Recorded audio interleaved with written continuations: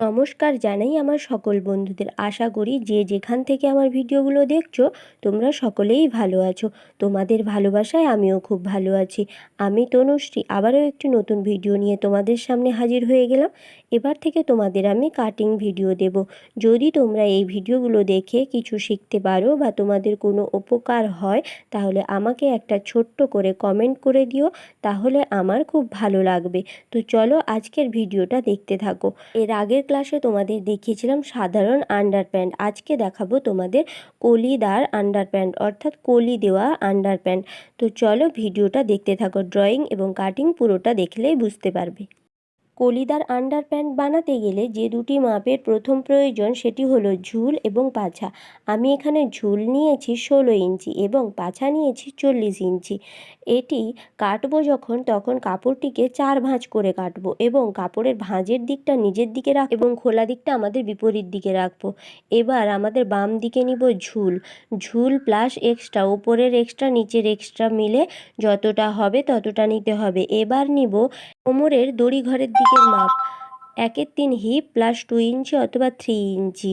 এই দিকের মাপ নেওয়ার পরে নিব আমাদের নিচের দিকে মোহরির দিকে, এখানে কি মাপ নিব, থাই বা ঘেরের মাপ যা থাকবে তার সঙ্গে এক্সট্রা 1 ইঞ্চি যোগ করব সেলাই মার্জিনের জন্য, সেটা নিব। আর এই দিকটাকে বলা হয় আসন অথবা ক্রস এরিয়া, এটার মাপ হবে 1/3 হিপ প্লাস 1 ইঞ্চি অথবা 1.5 ইঞ্চি, তবে 2 ইঞ্চির কম যেন না হয়। এরপরে যতটা হবে সেখান থেকে সোজা যেভাবে দাগটা টানা আছে ওইভাবে টানতে হবে এবং নিচের দিকে তেরছাভাবে কেটে দিতে হবে এবং ওপরে দড়ি ঘর হবে।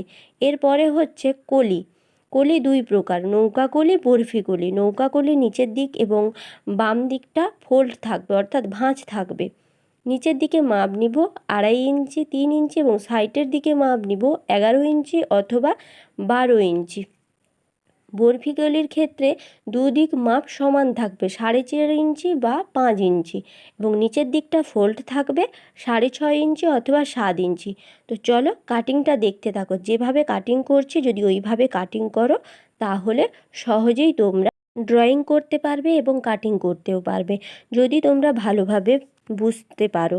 আর যদি তোমাদের বোঝার অসুবিধে হয়, কোথায় অসুবিধে হচ্ছে সেটা আমাকে কমেন্ট করে জানাবে, আমি অবশ্যই তোমাদের সেটা বোঝানোর চেষ্টা করব। ভালো লাগলে লাইক কমেন্ট করো ও সাবস্ক্রাইব করে পাশে থেকো। যদি আমার পেজ থেকে দেখো তাহলে একটা ফলো করে দিও। তো চলো কাটিংটা দেখতে থাকো, যেটা তোমরা বাড়ি বসে সহজেই কাজ শিখতে পারবে। আমার ক্লাসগুলি যদি তোমরা একের পর এক দেখতে থাকো তাহলে কাজ শিখে পুজোর সময় ইনকাম করতে পারবে। আমি তোমাদের সপ্তাহে 2 থেকে 3টি ক্লাস দেওয়ার চেষ্টা করব এবং তোমাদের যদি বোঝার অসুবিধে হয় বা কোনো কিছু জানার থাকে তাহলে তোমরা আমাকে কমেন্টে জানাতে পারো এবং আমি চেষ্টা করব তোমাদের সাধ্যমতো বোঝানোর এবং দেখানোর। যদি আমার ভিডিওগুলো ভালো লেগে থাকে তাহলে আমার পাশে থেকো এবং সাবস্ক্রাইব করো। আমি এতদিন ঠিকঠাকভাবে ভিডিও দিতে পারিনি, তার জন্য ক্ষমা প্রার্থী সবার কাছে।